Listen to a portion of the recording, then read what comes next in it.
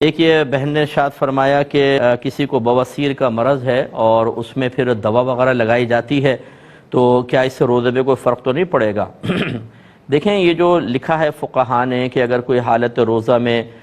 مقعد کہتے ہیں اس کو پچھلے مقام کو، کہ اس میں کوئی دوا ڈالے تو روزہ فاسد ہو جاتا ہے، یہ بہت اوپر مقدار میں، جس کو حقنہ لینا کہتے ہیں، کہ وہ جس کے قبض بہت شدید ہو جاتی ہے تو وہ دوا کی پچکاری مارتے ہیں آنتوں میں تاکہ آنتیں گیلی ہوں، نرم ہوں اور انسان کی قبض ٹوٹے، تو وہ بہت ہی اوپر جا کر ہے، اور یہ فقہا کے اپنے قیاسات اور اجتہادات ہیں۔ نبی کریم صلی اللہ علیہ وسلم کے دور میں ایسا نہیں تھا، لہٰذا اسے وہ جو باطن ہے، اندر ہے، اس کو جوف بدن کہتے ہیں، کہ کھلے حصے کے اندر پانی پہنچ گیا تو اس کو پھر باطن کا ہی حکم دے کر روزہ ٹوٹنے کا بعض اوقات حکم دے دیتے ہیں۔ جیسے ایک زخم ہے، زخم کے اندر اگر کوئی چیز دوا چلی جائے، اسی طرح یہ مقعد کا مسئلہ ہے، لیکن یہ اسی صورت میں ہے جب بہت اوپر تک جائے، لہٰذا صرف ٹیوب وغیرہ لگانے سے کوئی فرق نہیں پڑے گا۔ اسی طرح ہمارے بعض بہن بھائی ضمناً عرض کر رہا ہوں کہ استنجا کرنے میں بہت ہی گھبراتے ہیں کہ ایسا نہ ہو کہ ہم دھو رہے ہوں اور پانی ایسا چلا جائے تو پھر کیا ہوگا۔ پانی کوئی آپ کے معدے میں نہیں چڑھ جائے گا، مطلب یہ کہ بالکل آپ گھبرائے بغیر آسانی سے کریں۔ ہاں، بہت زیادہ مبالغہ کرنا وہ نہ کریں، اور وہ ایسا کوئی بھی نہیں کرتا ہے مبالغہ۔ اس لیے ان مسائل نے اتنا نفسیاتی مریض بنا دیا ہے لوگوں کو، کیونکہ یہ بہت ہی لائٹ میں لا کر بیان کیے جاتے ہیں۔ یہ نہ قرآن ہے نہ حدیث ہے، یہ نصوص مذہبیہ ہیں،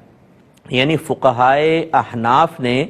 اپنے اجتہادات سے کچھ مسائل پر ضرور کلام فرمایا ہے۔ انہوں نے بھی یہ نہیں کہا کہ اس کو بالکل مثل قرآن اور مثل حدیث کے بنا لیں،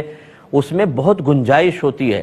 بہت سارے ایک ایک چیز کے بارے میں اقوال ہوتے ہیں۔ معاذ اللہ، یہ میں نہیں کہہ رہا ہوں کہ فقہا کے قول کو آپ اہمیت ہی نہ دیں، بالکل دیں گے، کیوں نہیں دیں گے۔ اللہ تعالیٰ فرماتے ہیں اطیعوا اللہ واطیعوا الرسول واولی الامر منکم، اللہ کی اطاعت کرو، اس کے رسول کی اطاعت کرو، ان لوگوں کی اطاعت کرو جو تم میں حکم والے ہیں۔ تو ہمیں اطاعت کا حکم ہے، لیکن انہوں نے جو مسئلے لکھے ہیں انہوں نے اس لیے نہیں لکھے کہ لوگ نفسیاتی مریض بن جائیں۔ تقویٰ ہے، احتیاط ہے، لہٰذا بہت گھبرانے کی کوئی حاجت نہیں ہے، آپ بالکل آرام سے استنجا کریں اور اس سے کوئی آپ کو فرق نہیں پڑے گا۔ وہ بہت اوپر مقدار ہوتی ہے کہ وہاں تک دوا یا پانی جائے تو روزہ ٹوٹے گا، اور عام طور پہ جو استنجا انسان کرتا ہے اس میں پانی اس مقدار تک نہیں پہنچتا، اس لیے آپ کے روزے پہ کوئی فرق نہیں پڑے گا۔ بالکل گھبرائے بغیر آپ کریں، اگر کوئی آپ گھبراتے ہیں آرام نارمل انداز سے کریں، ورنہ بروز قیامت مجھے پکڑ لیجیے گا چلیں۔ تو یہ ایسا کچھ نہیں ہوتا ہے، ذرا نفسیاتی مریض نہ بنے۔ فقہا نے اگر کچھ لکھا ہے وہ تقویٰ اور احتیاط کے ساتھ لکھا ہے، انہوں نے اس لیے نہیں لکھا تھا کہ ہم ڈپریشن کا شکار ہو جائیں، ہم ادھورا سے استنجا کر کے نکلیں کہ پوری صفائی بھی نہیں ہوئی ہے، گندگی بدن پہ لگی ہوئی ہے، اور ہم ڈر کر کے جو روزہ فاسد نہ ہو جائے، ناپاکی کی حالت میں باہر نکل آئیں، یہ انہوں نے ترغیب دی ہے۔ اس لیے تھوڑا سا اس کو احتیاط سے کریں